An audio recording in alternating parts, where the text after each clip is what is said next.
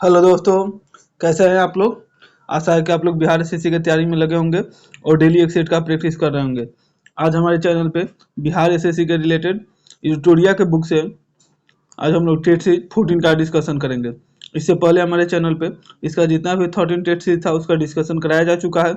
जो भी पहले का वीडियो नहीं देखे हैं जाके देखिए, वीडियो को लाइक करिए, चैनल को सब्सक्राइब करिए और दोस्तों के बीच में शेयर करिए।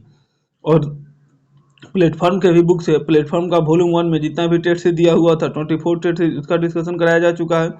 वॉल्यूम 2 में भी हम लोग 12 या 13 टेट से तक का उसमें भी डिस्कशन कर चुके हैं। तो जो भी पहले का वीडियो नहीं देखे हैं जाके देखिए, वीडियो को लाइक करिए, चैनल को सब्सक्राइब करिए और दोस्तों के बीच में शेयर करिए। और जो लोग आरआरबी एलपी का एग्जाम के लिए तैयारी कर रहे हैं वो लोग कमेंट करें कि एलपी के एग्जाम के लिए कौन से बुक से उनका प्रैक्टिस सेट कराया जाए, उसी बुक से आप लोग को प्रैक्टिस सेट कराया जाएगा। और हम बार बार बोल रहे हैं कि आप लोग पढ़ाई कम करिए लेकिन एक टेट सीरीज जरूर मारिए। तो आप लोग एक टेट सीरीज जरूर मारिए। और ये बिहार एसएससी में जो एडिट करने का ऑप्शन दिया है और जो फॉर्म अपडेट करने का है वो जो अभी तक नहीं किए हैं वो जरूर कर दीजिए। और हर एक वीडियो के साथ हर एक वीडियो में हम हर एक क्वेश्चन के साथ कुछ ना कुछ एक्स्ट्रा फैक्ट बताते हैं, उस पर भी आप लोग ध्यान रखिए। और वीडियो को जरूर लाइक करिए, सब्सक्राइब करिए और दोस्तों के बीच में शेयर करिए। चलिए आज हम लोग ये टेट सीरीज 14 का हम लोग क्वेश्चन नंबर 1 का डिस्कशन करते हैं। क्वेश्चन नंबर 1 है, समुद्र की गहराई किस यंत्र से मापी जाती है। चलिए, तो समुद्र की गहराई है किस यंत्र से मापी जाती है, तो फेदोमीटर से मापी जाती है। ऑप्शन नंबर ई। समुद्र की गहराई मापने वाले यंत्र का नाम क्या है, फेदोमीटर है। और ध्वनि तरंगे जो है, फेदोमीटर ध्वनि तरंगे पद्धति पर आधारित है, जो पानी की गहराई मापने का एक यंत्र है। और यह यंत्र जो है ये पानी की गहराई दर्शाता है तथा अस्थायी रूप से स्वतः ही पानी के विभिन्न मापों को रिकॉर्ड रखने में समर्थ है। नेक्स्ट क्वेश्चन हम लोग देखते हैं, क्वेश्चन नंबर 2, पृथ्वी की आयु का मापन निम्नलिखित में से किस विधि द्वारा किया जाता है। तो पृथ्वी की आयु का मापन जो है ये यूरेनियम विधि द्वारा किया जाता है। Option number C. अच्छा, जो पृथ्वी है या पुरानी चट्टानें आदि का जो आयु निकालने के लिए यूरेनियम डेटिंग विधि का प्रयोग किया जाता है। अच्छा, कार्बन डेटिंग विधि के द्वारा कार्बनिक पदार्थों की आयु ज्ञात करने के लिए किया जाता है। रेडियोधर्मी डेटिंग प्रक्रिया की सहायता से चट्टानों की आयु का पता लगाने के लिए किया जाता है। तो रेडियोधर्मी के द्वारा चट्टानों की आयु का पता लगाने के लिए किया जाता है। नेक्स्ट क्वेश्चन हम लोग देखते हैं, क्वेश्चन नंबर 3, आरएच फैक्टर किस जंतु में देखा गया था। तो आरएच फैक्टर है ये किस जंतु में देखा गया था, तो बंदर में देखा गया था। Option number E, option number B. RH जो है ये कब देखा गया था, तो 1940 में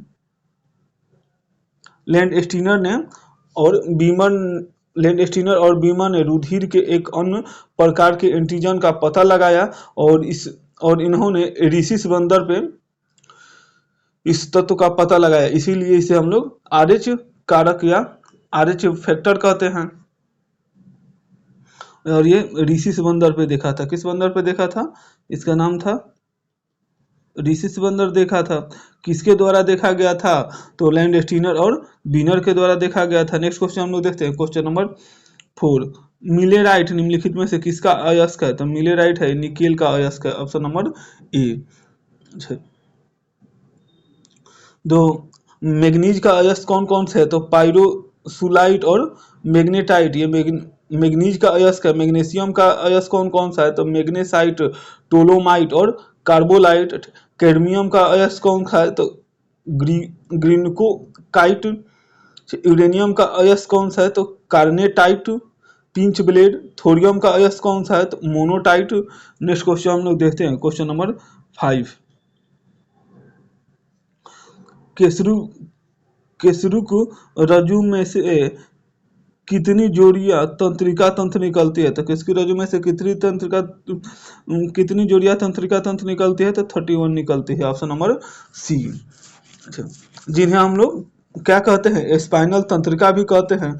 और तंत्रिकाएं जो है ये हाथ पैर की पेशियों, त्वचा की ग्रंथियों, श्वसन ज्ञान इंद्रियों आदि को रज्जु से जोड़ती है। नेक्स्ट क्वेश्चन हम लोग देखते हैं, क्वेश्चन नंबर 6 परिवर्ती क्रियाओं को नियंत्रित करने का केंद्र कहाँ पर होता है? तो परिवर्ती क्रियाओं को नियंत्रित करने का केंद्र जो है ये केसरुक रज्जु में होता है। Option number A. अच्छा, शरीर में जो है प्रतिवर्ती क्रियाओं को नियंत्रित करने के लिए मेरुरज्जु या केसरुक रज्जु, इसका दूसरा नाम क्या है? तो केसरुक रज्जु या मेरुरज्जु इसी का नाम है। इसका दूसरा नाम क्या है? तो मेरु रज्जु या केसरुक रज्जु है, जो हमारे शरीर में परिवर्ती क्रियाओं को नियंत्रित करता है। और ये स्वभाव के आधार पर प्रतिवर्ती क्रियाओं को दो प्रमुख श्रेणियों में बांटा गया है, अनुबंधित और अबंधित। परिवर्ती क्रियाएं के द्वारा ही हमारे शरीर में पैर में कांटे पड़ने पर हमें तुरंत पैर के पीछे की ओर खींच लेते हैं।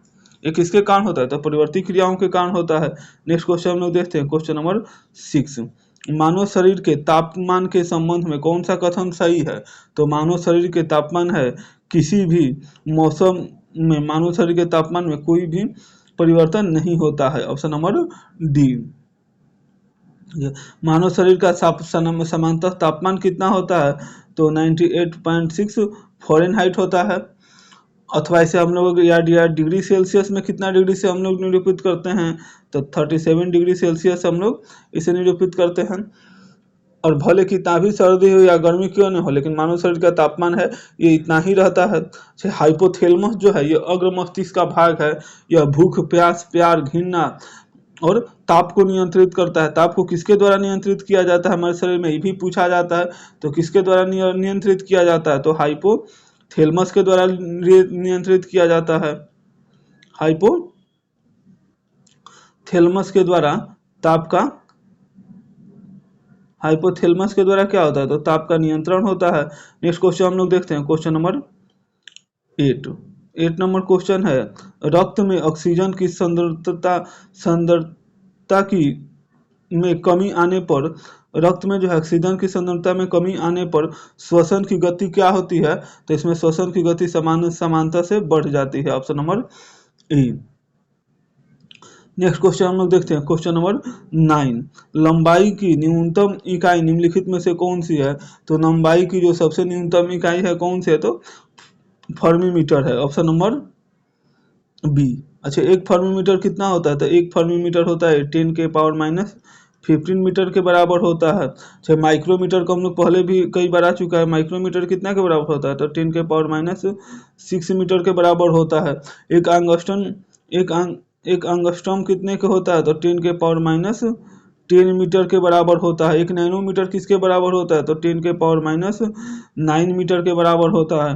चलिए नेक्स्ट क्वेश्चन हम लोग देखते हैं, क्वेश्चन नंबर 10। मानव शरीर का ऐसा कौन सा अंग है जो हर समय काम करता है? तो कौन सा अंग है? तो हृदय है, जो हर वक्त क्या करता है? काम करता है। Option number B. हृदय एक ऐसा अंग है जो हमेशा काम करते रहता है। मानव के हृदय में दोनों फेफड़ों के बीच में रिक्त स्थान जो है गुहा में ये अवस्थित होता है। तो अगर हृदय का वजन है, ये पूरे शरीर का वजन का लगभग कितना होता है ये भी पूछा जाता है। तो इसका वजन जो होता है 0.45% होता है। ये पुरुषों में होता है। ये किस में होता है? तो ये मेल में होता है। अच्छा, फीमेल में अगर पूछे तो उसके वजन का कितना होता है? तो 0.40% होता है। किस में होता है? तो फीमेल में होता है। नेक्स्ट क्वेश्चन हम लोग देखते हैं, क्वेश्चन नंबर 11। निम्नलिखित में से किसका या किनका विमीय सूत्र m⁻0 l⁻0 और t-1 के बराबर होता है? तो किसका होता है? तो चाल का होता है। Option number A. अच्छा, विमीय सूत्र जो है चाल और वेग का विमीय सूत्र, दोनों का जो विमीय सूत्र क्या होता है? तो समान होता है। किसका? तो चाल प्लस वेग का जो विमीय सूत्र होता है, ये दोनों का विमीय सूत्र यही होगा। दोनों का समान होता है। बल का अगर विमीय सूत्र आपसे पूछे तो बल का विमीय सूत्र क्या होता है? तो बल का विमीय सूत्र होता है m⁻1 l⁻1 और t⁻⁻2। अच्छा, त्वरण का क्या होता है? तो m⁻0 l⁻1 और t⁻2 होता है। t⁻⁻2 होता है। संवेग का जो विमीय सूत्र क्या होता है? तो संवेग का होता है m⁻1 t⁻2 L के पावर 1 और T के पावर -1 होता है। चलिए नेक्स्ट क्वेश्चन हम लोग देखते हैं, क्वेश्चन नंबर 12। श्वसन के दौरान वायु के गमन का सही क्रम कौन सा है? तो श्वसन के दौरान जो है यह वायु का गमन का सही क्रम किससे होता है? तो सबसे पहले नासा मार्ग, ट्रेकिया, ब्रोंकाई और bronchioles, option number B. Next question है, जो श्वसन तंत्र के अंतर्गत के सभी अंग आते हैं, जिनसे होकर क्या आते हैं? वायु का आदान प्रदान होता है। नेक्स्ट क्वेश्चन हम लोग देखते हैं, क्वेश्चन नंबर 13। निर्वात में गमन करने वाले तरंग हैं, तो निर्वात में गमन करने वाले तरंग कौन से हैं? तो विद्युत चुंबकीय तरंग है, ऑप्शन नंबर सी। अच्छा, अनुदैर्ध्य तरंग एवं अनुप्रस्थ तरंगों को संचरण हेतु माध्यम की आवश्यकता होती है, किंतु विद्युत चुंबकीय तरंगों के संचरण के लिए माध्यम की आवश्यकता नहीं होती है, इसलिए यह का निर्वात में भी संचरण करते हैं। नेक्स्ट क्वेश्चन हम लोग देखते हैं, क्वेश्चन नंबर 14। निम्नलिखित में से कौन सा भाग भौतिक परिवर्तन है? तो भौतिक परिवर्तन कौन सा भाग है? तो बर्फ का जो पिघलना है, ये एक भौतिक परिवर्तन है। बर्फ पिघल के फिर क्या होता था? फिर वो पिघल जाएगा, फिर आप लोग उसको बर्फ बना लीजिएगा, तो एक ऐसा परिवर्तन है, तो एक भौतिक परिवर्तन है। परिवर्तन कितने प्रकार के होते हैं? 2 प्रकार के होते हैं, भौतिक परिवर्तन और रासायनिक परिवर्तन। तो भौतिक परिवर्तन के अंतर्गत वे सभी परिवर्तन आते हैं जिनमें पदार्थ की रासायनिक प्रवृत्ति या रासायनिक पहचान में कोई परिवर्तन नहीं होता है, जैसे में ये बर्फ का पिघलना आ जाएगा, पानी का जमना आ जाएगा। नेक्स्ट क्वेश्चन हम लोग देखते हैं, क्वेश्चन नंबर 15। निम्नलिखित में से किस एक के लिए केशिक तत्व एकमात्र कारक नहीं है? तो किसके लिए नहीं है? तो स्याही का सूखने के लिए यही है। भूमिगत जल का ऊपर चढ़ना, इसके लिए एक ही है। सूती कपड़ों पर जल की बूंदों का फैलना, यही है। तो पौधों की जड़ों से जल का इसके संपूर्ण समूह की ओर बढ़ना, इसके लिए क्या एकमात्र कारक नहीं है, ऑप्शन नंबर डी। अच्छा, पौधों की जो जड़ों से जल का जो पूर्ण समूह की ओर बढ़ने के कोशिक तत्व के अतिरिक्त सहजनन या पूर्ण समूह की प्रक्रिया भी जरूरी होती है, और अन्य सभी केशिक तत्व के क्या है? कारण है। नेक्स्ट क्वेश्चन हम लोग देखते हैं, क्वेश्चन नंबर 16। निम्नलिखित में से कौन सा तत्व नहीं है? 16 नंबर क्वेश्चन है कि कौन सा तत्व नहीं है? तो गैस क्या है? तत्व नहीं है, ऑप्शन नंबर सी। अच्छा, तत्व उन शुद्ध पदार्थों को कहते हैं जो केवल एक ही पदार्थों के, जो एक ही तरह के परमाणुओं से बने होते हैं, या तो ऐसे परमाणुओं से बने होते हैं जिनमें नाभिक में समान संख्या में प्रोटॉन होते हैं। नेक्स्ट क्वेश्चन हम लोग देखते हैं, क्वेश्चन नंबर 17। ठोस कार्बन डाइऑक्साइड को किस दाब पर संग्रहित किया जाता है? तो ठोस कार्बन डाइऑक्साइड को उच्च दाब पर संग्रहित किया जाता है, ऑप्शन नंबर ए।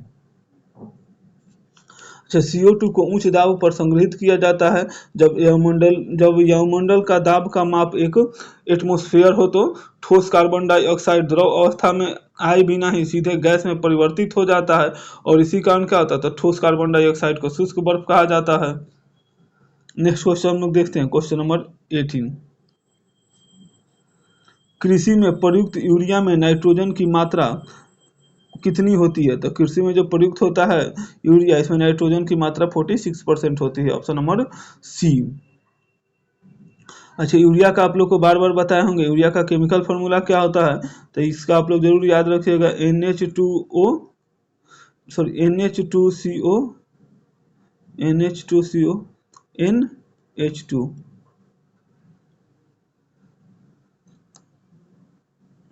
नेक्स्ट क्वेश्चन हम लोग देखते हैं, क्वेश्चन नंबर 19 नंबर क्वेश्चन है, निम्नलिखित में से कौन सा एक वायु प्रदूषक का जैव सूचक है? तो वायु प्रदूषण का जैव सूचक कौन सा है? तो लाइकेन जो है वायु प्रदूषण का जैव सूचक है, ऑप्शन नंबर सी। लाइकेन है, ये कवक और शैवाल के मिलने से बनता है। नेक्स्ट क्वेश्चन हम लोग देखते हैं, क्वेश्चन नंबर 20। दंत लवक निम्नलिखित में से कैल्शियम के किस यौगिक से बनता है? तो दंत लवक जो है ये कैल्शियम के कैल्शियम फास्फेट यौगिक से बनता है, ऑप्शन नंबर डी। अच्छा, दंत लवक को हम लोग क्या कहते हैं? इनेमल कहते हैं। ये शरीर का सबसे कठोरतम भाग होता है जो कैल्शियम फास्फेट का बना होता है। नेक्स्ट क्वेश्चन हम लोग देखते हैं, क्वेश्चन नंबर 21। वाष्पीकरण के कारण शीतलता कैसे होती है? तो वाष्पीकरण के कारण जो शीतलता होती है द्रव के कण द्वारा ऊर्जा को अवशोषित करने के कारण होती है, ऑप्शन नंबर बी।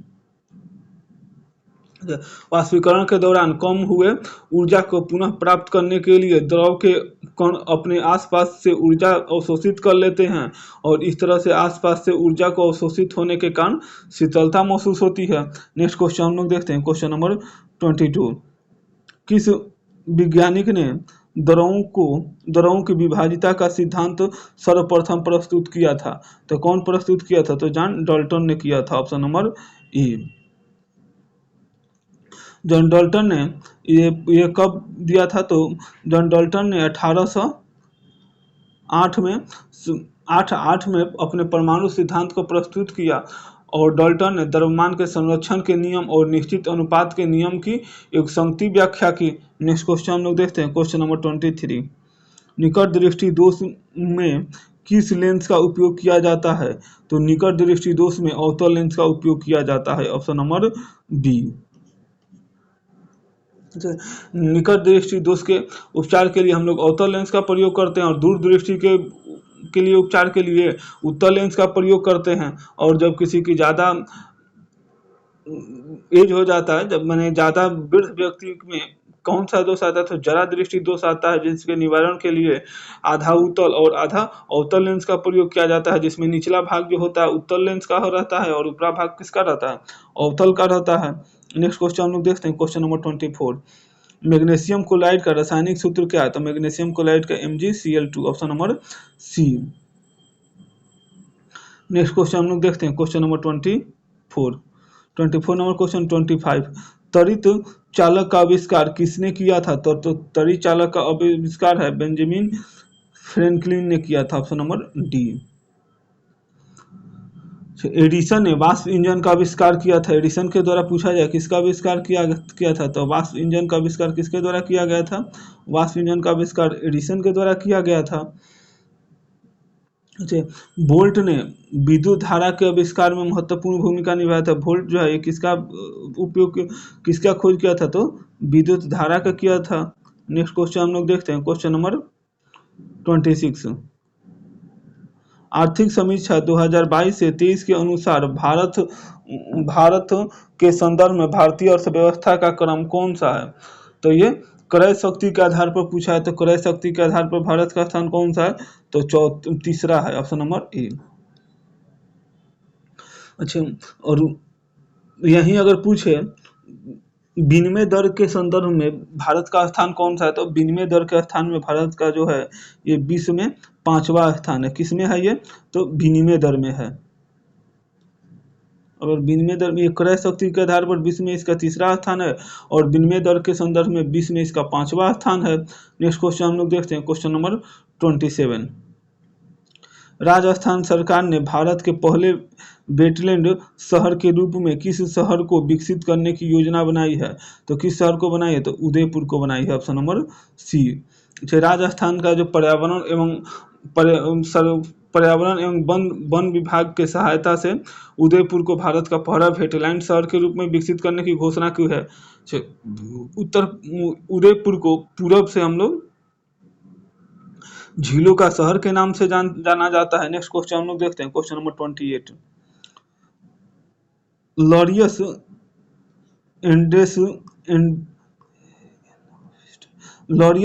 इन्वेस्टर के रूप में हाल ही में किस खिलाड़ी को चुना गया?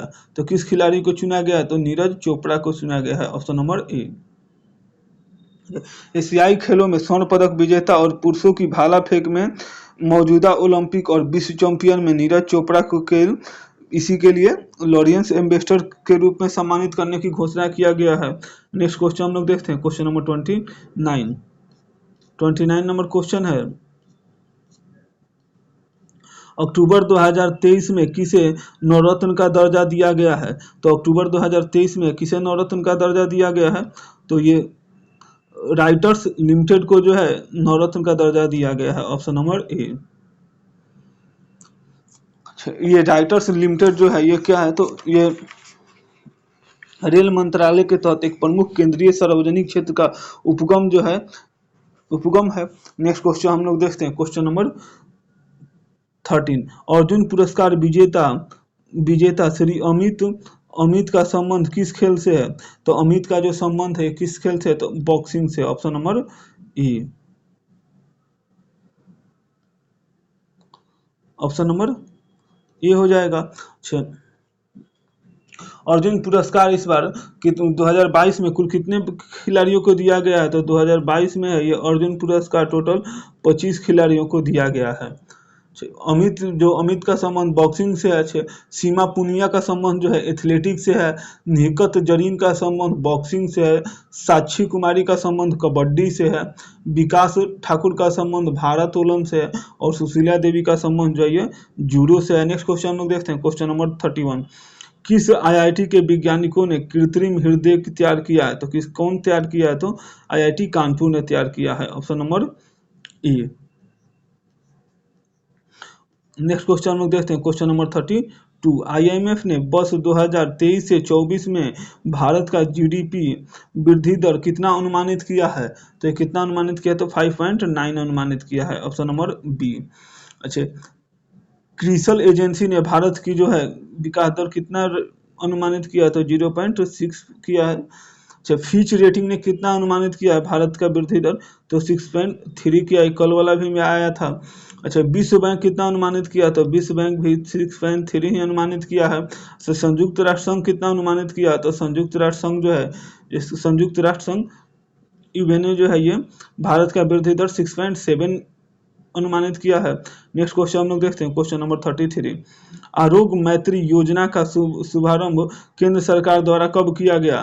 तो इसका शुभारंभ है केंद्र सरकार द्वारा 13 जनवरी 2023 को किया गया। ऑप्शन नंबर ए।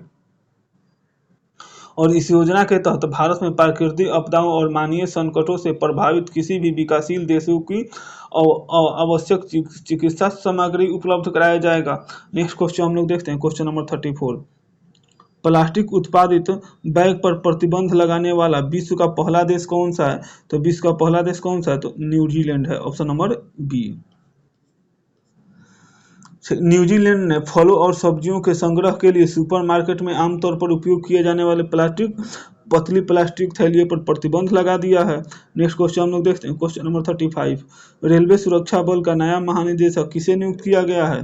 तो इसका नया महानिदेशक किसे नियुक्त किया गया? तो मनोज यादव को नियुक्त किया गया है। ऑप्शन नंबर ए। असम राइफल का महानिदेशक किसे नियुक्त किया गया है? तो प्रदीप चंद्र नायर को नियुक्त किया गया है। होमगार्ड का महानिदेशक किसे नियुक्त किया गया है? तो SBK सिन्हा को नियुक्त किया गया है। भारतीय तटरक्षक बल का महानिदेशक किसे नियुक्त किया गया है? तो राकेश पाल को नियुक्त किया गया है। राष्ट्रीय कैडर कोर के महानिदेशक किसे नियुक्त किया गया है? तो गुरबीर पाल सिंह को नियुक्त किया गया है। नेक्स्ट क्वेश्चन हम लोग देखते हैं, क्वेश्चन नंबर 36। एक पंचायत एक खेल मैदान योजना की शुरुआत किस राज्य द्वारा किया गया है? तो किस राज्य के द्वारा किया गया? तो केरल के द्वारा किया गया है। Option number A. अच्छा, इसका मुख्य उद्देश्य क्या है? कि प्रत्येक पंचायतों में एक गुणवत्ता वाला खेल मैदान की स्थापना हो। नेक्स्ट क्वेश्चन हम लोग देखते हैं, क्वेश्चन नंबर 37। पुस्तक स्मोक एंड एस के लेखक कौन है? तो पुस्तक है स्मोक एंड एस, इसके लेखक हैं अमित घोष। ऑप्शन नंबर ए। क्रांतिकारी पुस्तक के लेखक कौन है? तो संजीव सन्याल हैं। जादूनामा पुस्तक के लेखक कौन है? तो जावेद अख्तर हैं। नेक्स्ट क्वेश्चन हम लोग देखते हैं, क्वेश्चन नंबर 38। विश्व महासागर दिवस प्रति वर्ष कब मनाया जाता है? तो विश्व महासागर दिवस है प्रति वर्ष 8 जून को मनाया जाता है। Option number A. अच्छा, 2023 में इसका सीम क्या था? तो planet ocean the times are changing. अच्छा, विश्व साइकिल दिवस कब मनाया जाता है? तो 3 जून को मनाया जाता है। विश्व राष्ट्रमंडल दिवस कितने तारीख को मनाया जाता है? तो 24 मई को मनाया जाता है। विश्व मलेरिया दिवस कब मनाया जाता है? तो 25 अप्रैल को मनाया जाता है। विश्व ड्रग दिवस कब मनाया जाता है? तो 26 जून को मनाया जाता है। और हमारे चैनल पे डेली हम लोग जो कम्युनिटी में एक डेली अभी हर एक दिवस को पोस्ट कर रहे हैं, तो आप लोग हमारे कम्युनिटी को आप लोग जरूर उसमें भी आप लोग अपना आंसर दीजिए और उसको लाइक करिए और दोस्तों के बीच में शेयर करिए। और जो सब्सक्राइब नहीं किए उनको सब्सक्राइब करने के लिए भी बोलिए।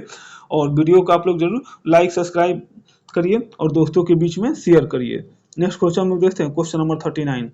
80वां गोल्डन ग्लोबल पुरस्कार 2023 में किसे सर्वश्रेष्ठ फिल्म का खिताब जीता?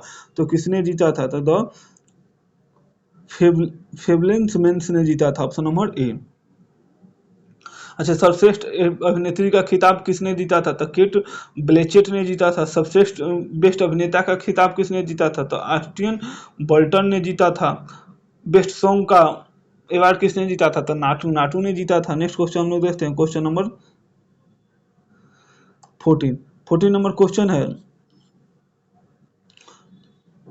राष्ट्रीय बाल विज्ञान राष्ट्रीय बाल विज्ञान कांग्रेस का आयोजन 2023 में कहाँ किया गया? तो इसका आयोजन कहाँ किया गया? तो अहमदाबाद में किया गया। ऑप्शन नंबर ए, अहमदाबाद में इसका आयोजन है। ये कब किया गया है? तो 27 से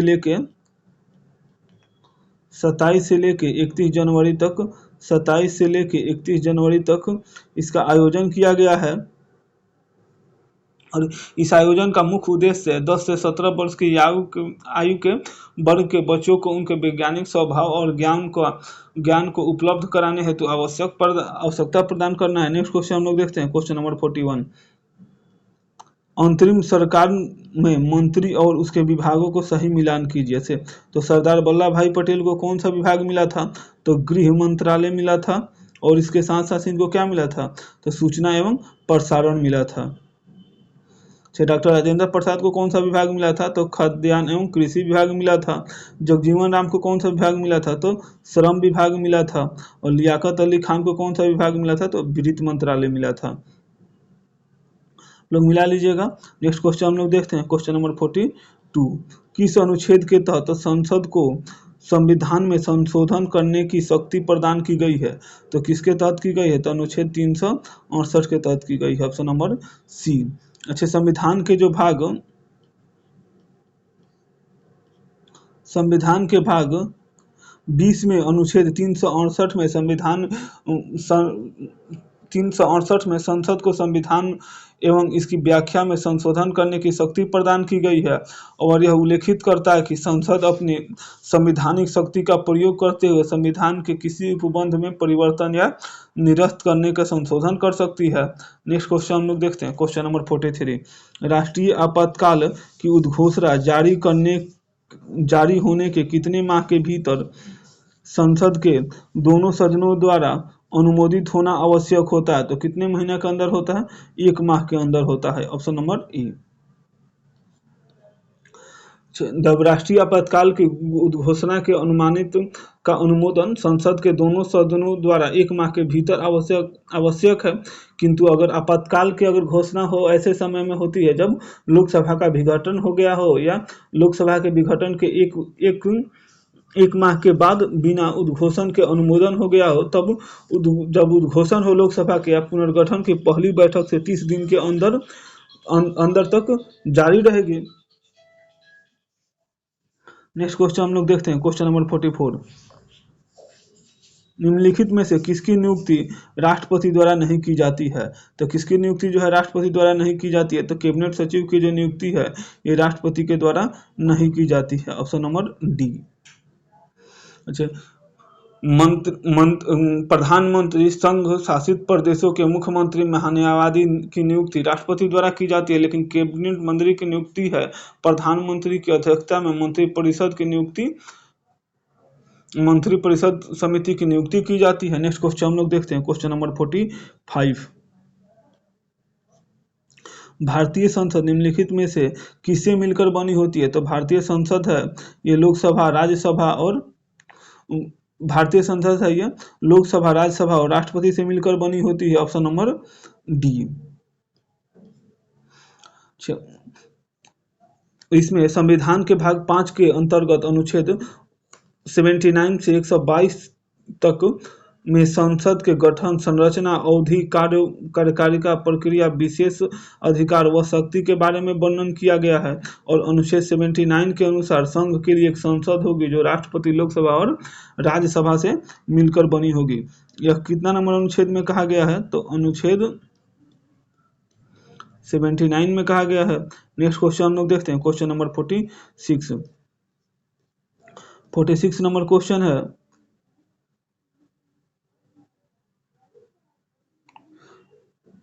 उच्च न्यायालय के संदर्भ में निम्नलिखित में से कौन सा कथन सही है?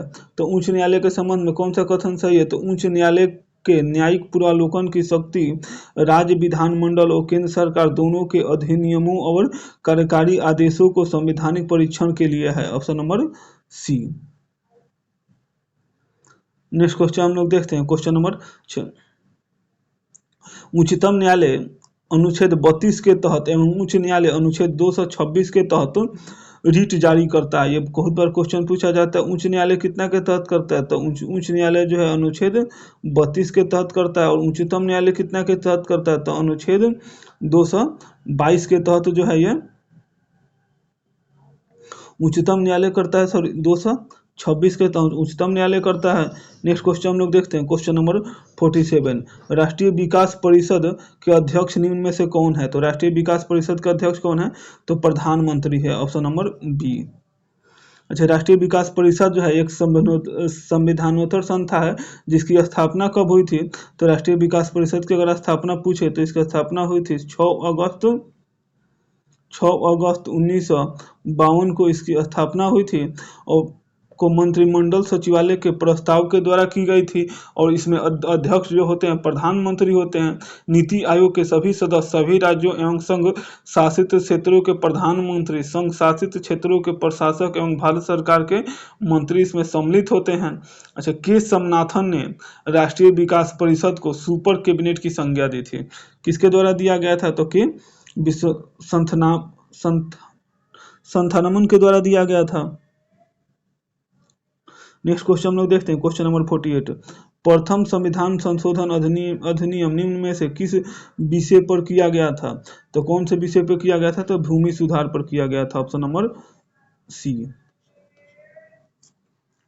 भारतीय संविधान में जो प्रथम संशोधन कब किया गया था, तो 1951 में किया गया था, जो भूमि सुधार पर आधारित था। और इसी संशोधन में भारतीय संविधान में 9वीं अनुसूची को जोड़ा गया था। ये भी पूछा जाता है 9वीं अनुसूची कब जोड़ा गया था, तो जो 9वीं अनुसूची है ये 1951 में जो प्रथम संविधान संशोधन हुआ था उसके द्वारा जोड़ा गया था।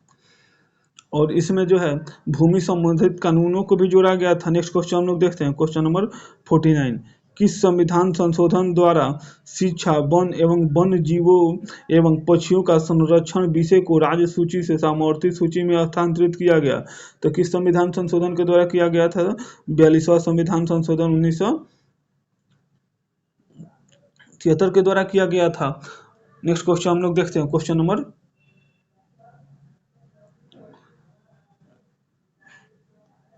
15। वर्तमान में राष्ट्रपति और मंत्रिपरिषद के मध्य संबंधों का संचालन निम्न में से संविधान संशोधन अधिनियम द्वारा किया जाता है, तो किसके द्वारा किया जाता है, 44वां संविधान संशोधन 1978 के द्वारा किया जाता है।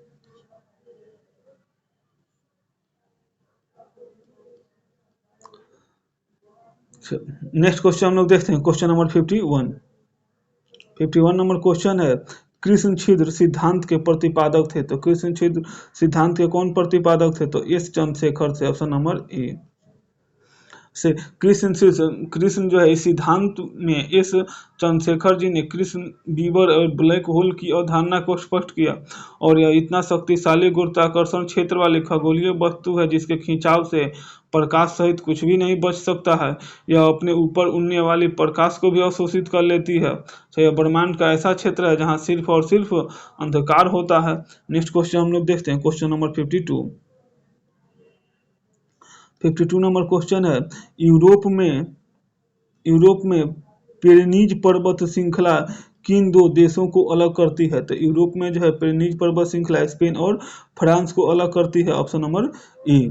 अच्छा, पेरेनीज पर्वत श्रृंखला स्पेन और फ्रांस के बीच प्राकृतिक सीमा बनाती है और इसका विस्तार जो है ये पूर्वोत्तर में बिस्केक की खाड़ी से लेकर दक्षिण पूर्व में पूर्व भूमध्य सागर तक है। और इसकी सबसे ऊंची चोटी जो है ये पिको डी एंटेनो है। अल्पस पर्वत कहाँ स्थित है, तो अल्पस पर्वत जो है ये फ्रांस और इटली में स्थित है। जूरा पर्वत है फ्रांस और स्विट्जरलैंड में स्थित है। नेक्स्ट क्वेश्चन में, फ्रांस और स्विट्जरलैंड में कौन सी पर्वत स्थित है, तो जूरा पर्वत है। फ्रांस और इटली में कौन सी है? तो फ्रांस और इटली में है अल्प्स पर्वत है। नेक्स्ट क्वेश्चन हम लोग देखते हैं, क्वेश्चन नंबर 53। निम्नलिखित में से कौन भारत का पहला स्वदेशी प्रयास से बना परमाणु परमाणु केंद्र है? तो कौन सा केंद्र है? तो कल्पक्कम परमाणु केंद्र, ऑप्शन नंबर डी। कल्पक्कम परमाणु केंद्र जो है ये भारत का पहला स्वदेशी प्रयास से बना परमाणु केंद्र है। और यह किस राज्य में स्थित है? ये भी पूछता है। कल्पक्कम परमाणु केंद्र कहाँ स्थित है? तो ये तमिलनाडु राज्य में स्थित है। कहाँ स्थित है? तो ये तमिलनाडु में स्थित है। और इसे मद्रास नाभिकीय ऊर्जा संयंत्र के भी नाम से जाना जाता है। और कल्पक्कम जो है ये कांचीपुरम जिले में स्थित है। किस जिले में स्थित है? तो ये तमिलनाडु के कांचीपुरम जिले में स्थित है। नेक्स्ट क्वेश्चन हम लोग देखते हैं, क्वेश्चन नंबर 54। निम्नलिखित पर्वतों एवं दर्रों का पूरब से पश्चिम की तरफ क्रम को हम लोग को मिलाना है। तो सबसे पहले जो दर्रा है पूरब से पश्चिम की तरफ इसमें मिलान करना है। सबसे पहले आ जाएगा सिपकिला, जो कहाँ किस में स्थित है? तो हिमाचल प्रदेश में है। नाथुला दर्रा कहाँ स्थित है? तो नाथुला दर्रा जो है ये सिक्किम में है। बाडिमला दर्रा जो है अरुणाचल प्रदेश में स्थित है। लेपुलेख दर्रा जो है ये उत्तराखंड में स्थित है। तो सबसे पहले आ जाएगा सिपलिका दर्रा, फिर सिपलिका दर्रा आ जाएगा ऑप्शन नंबर ए, फिर आ जाएगा लेपुलेख दर्रा, फिर आ जाएगा आपका बोडमिल्ला दर्रा, फिर आ जाएगा आपका नाथुला दर्रा आ जाएगा। इसके बाद से फिर बोडमिल्ला दर्रा आ जाएगा। तो कौन आ जाएगा? 1 4 1 4 2 और 3 1 4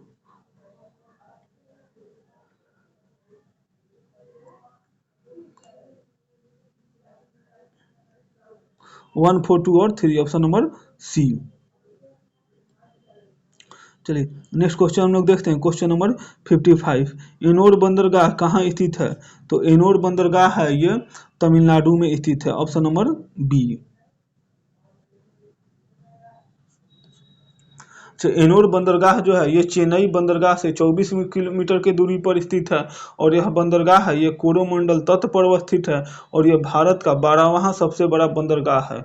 और इसे कब शुरू किया गया था? तो एनोर बंदरगाह को 22 जून 2001 को शुरू किया गया था। और ये किस तट पे है? तो कोरोमंडल तट पे है। नेक्स्ट क्वेश्चन हम लोग देखते हैं, क्वेश्चन नंबर 56। सूची 1 को सूची 2 से सम्मिलित कीजिए तथा सूचियों के दिए गए सही कूट को चयन कीजिए। तो यहाँ पे दिया गया वनस्पति प्रकार और उसका क्षेत्र दिया गया है। तो मकवी जो है वनस्पति किस क्षेत्र की है? तो ये भूमध्य सागर के तटीय क्षेत्र की है। फिनबस है, कहाँ की है? तो दक्षिण अफ्रीका की है। चोपरेल जो है ये कहाँ की है? तो ये कैलिफोर्निया की है। और मेट्रोल जो है ये किसकी है? तो चिली की है। नेक्स्ट क्वेश्चन हम लोग देखते हैं, क्वेश्चन नंबर 57। वातावरण में जैविक और अजैविक घटकों की अंतःक्रिया से विकसित तंत्र को क्या कहते हैं? तो जैविक और अजैविक क्रिया से विकसित केंद्र को हम लोग पारिस्थितिकी तंत्र कहते हैं, ऑप्शन नंबर सी। पारिस्थितिकी तंत्र शब्द जो है ये MG टेंसलिन द्वारा किया गया था। और यह 2 प्रकार का होता है, प्राकृतिक और कृत्रिम। यह तंत्र जो है ये जीवों का एक समुदाय है जो अपने पर्यावरण के निकटवर्ती घटकों जैसे हवा, पानी, खनिज, मिट्टी के साथ मिलकर एक प्रणाली के रूप में परस्पर क्रिया करता है। नेक्स्ट क्वेश्चन हम लोग देखते हैं, क्वेश्चन नंबर 58। 58 नंबर क्वेश्चन है, मौसम आधारित फसल बीमा योजना सर्वप्रथम लागू की गई थी। तो सर्वप्रथम कहाँ लागू की गई थी? तो कर्नाटक में लागू की गई थी, ऑप्शन नंबर बी। और इसे कब लागू किया गया था? तो इसे 2007 में लागू किया गया था। प्रोफेसर PBM दानेकर को भारत में फसल बीमा का जनक माना जाता है। नेक्स्ट क्वेश्चन हम लोग देखते हैं, क्वेश्चन नंबर 59। कृषि मूल आयोग की स्थापना की गई। तो कृषि मूल आयोग की स्थापना कब की गई थी? तो 1965 में की गई थी, ऑप्शन नंबर बी। अच्छा, कृषिगत उपजों की कीमतों पर सरकार को सलाह देने के उद्देश्य से 1965 में कृषि मूल आयोग की स्थापना की गई। और वर्ष 1985 में कृषि मूल आयोग का नाम बदलकर कृषि लागत एवं मूल आयोग कर दिया गया। और इसका मुख्यालय अगर पूछे तो इसका मुख्यालय कहाँ स्थित है? तो इसका मुख्यालय जो है ये दिल्ली में स्थित है। इसका मुख्यालय कहाँ स्थित है? तो इसका मुख्यालय दिल्ली में स्थित है। और यह एक जो है ये सिद्धांतिक रूप से सरकार इसकी सलाहों को मद्देनजर की कृषि उत्पादकों को न्यूनतम समर्थन मूल्यों की घोषणा करती है, परंतु सरकार इनकी संस्तुतियों को मानने के लिए बाध्य नहीं होती है। नेक्स्ट क्वेश्चन हम लोग देखते हैं, क्वेश्चन नंबर 60। मौद्रिक नीति है, तो मौद्रिक नीति क्या है? तो एक राजकोषीय नीति का पूरक है। ये मौद्रिक नीति क्या है? तो एक राजकोषीय नीति का पूरक है। Option number B. अच्छा, मौद्रिक नीति है राजकोषीय नीति का पूरक है। मौद्रिक नीति एक ऐसी प्रक्रिया है जिसकी मदद से रिजर्व बैंक अर्थव्यवस्था में पैसों की आपूर्ति को नियंत्रित करता है। जब रिजर्व बैंक ब्याज दरों को घटाकर अर्थव्यवस्था में नकदी का अनुपात बढ़ाता है तथा ब्याज दरों को बढ़ाकर अर्थव्यवस्था में नकदी का अनुपात घटाता है। नेक्स्ट क्वेश्चन हम लोग देखते हैं, क्वेश्चन नंबर 61। निम्नलिखित में से कौन सा एक वित्तीय समावेशन की प्रक्रिया के उपलब्ध में बाधक है? तो इसमें से कौन सा बाधक है? तो उपयुक्त सभी जो है निम्न आय, निरक्षरता और बैंक शाखाओं का अभाव, ये सभी क्या है? तो ये वित्तीय समावेशन की प्रक्रिया में एक बाधा है। नेक्स्ट क्वेश्चन हम लोग देखते हैं, क्वेश्चन नंबर 62। भारत में मुद्रास्फीति के संदर्भ में निम्नलिखित कथनों में से कौन सा कथन सही है? तो यह भारत में मुद्रास्फीति का नियंत्रण केवल भारत सरकार का उत्तरदायी है, नहीं, ये गलत है। मुद्रास्फीति के नियंत्रण में रिजर्व बैंक ऑफ इंडिया की कोई भूमिका नहीं, ये गलत है। घटा हुआ मुद्रा परिचालन माने मनी सर्कुलेशन मुद्रास्फीति को नियंत्रण में सहायता करता है, ये सही है। Option number C. Next question हम लोग देखते हैं, क्वेश्चन नंबर 63। भारत में मुद्रा गुणक को परिभाषित किया जाता है। तो भारत में मुद्रा गुणक को बृहद मुद्रा बाई आरक्षित मुद्रा के द्वारा किया जाता है। ऑप्शन नंबर बी, बृहद मुद्रा बाई आरक्षित मुद्रा। नेक्स्ट क्वेश्चन हम लोग देखते हैं, क्वेश्चन नंबर 64। 11वीं पंचवर्षीय योजना में निरूपित समावेशित विकास निम्नलिखित में से किस एक को सम्मिलित नहीं है? तो कौन से एक को सम्मिलित नहीं है? तो पूंजी बाजारों का सशक्तिकरण, ये सम्मिलित नहीं है। Option number C. अच्छा, 11वीं पंचवर्षीय योजना के अंतर्गत समावेशी विकास में पूंजी बाजारों को सशक्त करने के अलावा अन्य 3 विकल्प जो है शामिल है। अच्छा, 11वीं पंचवर्षीयों का योजना का कार्यकाल है 1 अप्रैल 2007 से लेकर 21 मार्च 2022 तक था। नेक्स्ट क्वेश्चन हम लोग देखते हैं, क्वेश्चन नंबर 65 नंबर क्वेश्चन है। मार्च 1931 में भगत सिंह, राजगुरु और सुखदेव को फांसी के विरुद्ध में आगरा में किसके नेतृत्व में विशाल जनसभा का आयोजन किया गया था? तो किसके नेतृत्व में किया गया था? तो श्री कुसुम देवी के नेतृत्व में किया गया था। Option number C. Next question हम लोग देखते हैं, क्वेश्चन नंबर 66। निम्नलिखित में से किस समिति का गठन देशी रियासतों के लिए किया गया था? तो देशी रियासतों के लिए कौन सी समिति का गठन किया गया था? तो बटलर समिति का किया गया था। Option number A. अच्छा, बटलर समिति का गठन जो है ये पूछे कि कब किया गया था? तो 1927 में किया गया था। और ये देशी रियासतों एवं ब्रिटिश सरकारों के संबंधों के अध्ययन के लिए किया गया था। और ये समिति जो है अपनी रिपोर्ट कब प्रस्तुत की थी? तो ये अपनी रिपोर्ट है ये 1927 में प्रस्तुत की थी, 1927 में बना था और 1929 में ये अपनी रिपोर्ट प्रस्तुत की थी। नेक्स्ट क्वेश्चन हम लोग देखते हैं, क्वेश्चन नंबर 67। ब्रिटिश शासन के दौरान कौन सा भू राजस्व व्यवस्था सबसे ज्यादा क्षेत्रों में लागू की गई थी? तो कौन सी भू राजस्व व्यवस्था सबसे ज्यादा क्षेत्रों में लागू की गई थी? तो रैयतवाड़ी व्यवस्था है सबसे ज्यादा क्षेत्रों में लागू की गई थी, जो ये ब्रिटिश भारत के 51% क्षेत्रों में लागू की गई थी। कितना प्रतिशत क्षेत्रों में किया गया था? तो 51% जो ब्रिटिश क्षेत्र था उसमें ये लागू किया गया था। नेक्स्ट क्वेश्चन हम लोग देखते हैं, क्वेश्चन नंबर 68। निम्नलिखित विद्रोहों के कालक्रम के अनुसार कौन सा विकल्प सही है? तो सबसे पहले कौन सा विद्रोह हुआ था? तो सन्यासी विद्रोह हुआ था। सन्यासी विद्रोह कब हुआ था? तो 1763 से लेकर 1800 के बीच हुआ था। फिर नीड़ विद्रोह हुआ था 1859 से लेकर 1860 तक हुआ था। फिर पबाना विद्रोह हुआ था 1873 से लेकर 1876 तक हुआ था। ये कौन हो जाएगा? Option number B. Next question हम लोग देखते हैं, क्वेश्चन नंबर 69। भारत में प्रकाशित होने वाले पहले समाचार पत्र बंगाल गजट के प्रकाशक कौन थे? तो बंगाल गजट के प्रकाशक कौन थे? तो जे हिक्की थे। Option number D. अच्छा, बंगाल गजट जो है कब से प्रकाशित किया जाता है? तो ये 1980 से प्रकाशित किया जा सॉरी बंगाल जो गजट है ये कब से प्रकाशित किया जाता है? तो 1780 से प्रकाशित किया जाता है। 1980 लिखे हैं यहाँ पे, ये 1780 से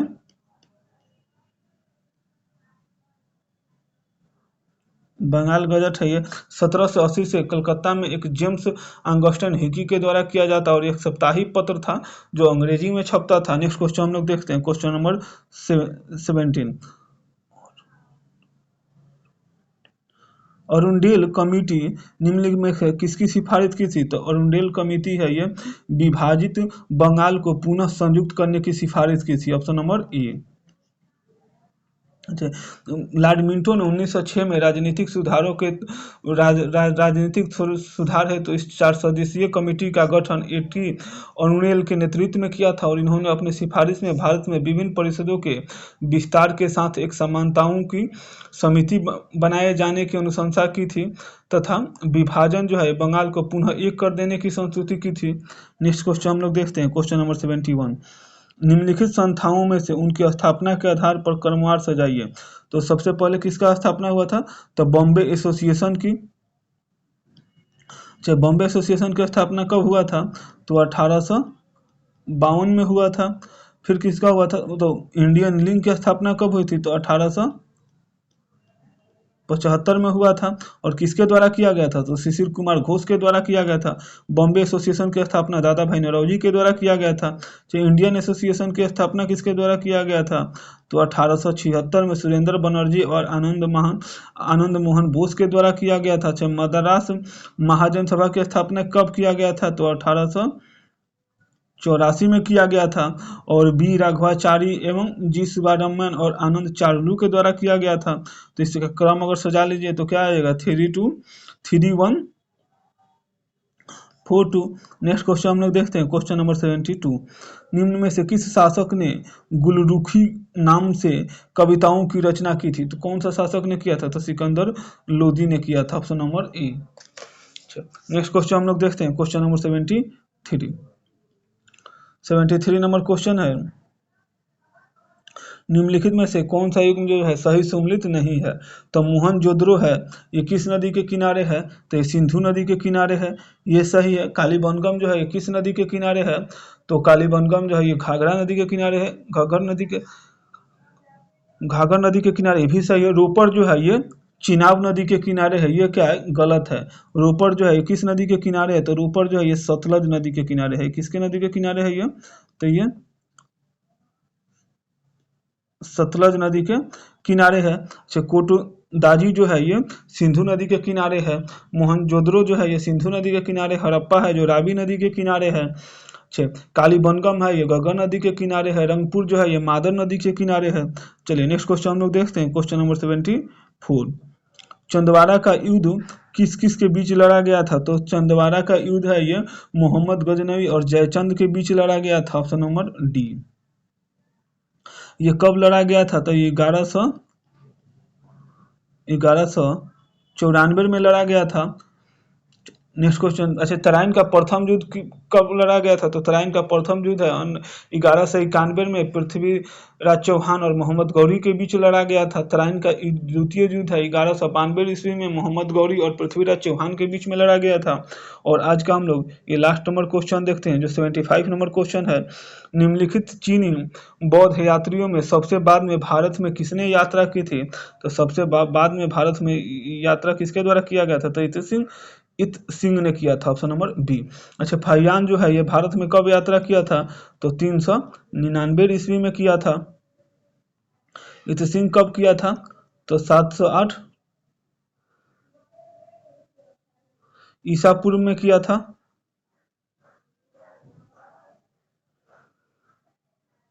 हर्षवर्धन ने कब कब किया था? तो हर्षवर्धन जो है 630 ईस्वी में किया था। 630 ईस्वी में किया था। तो संगीवन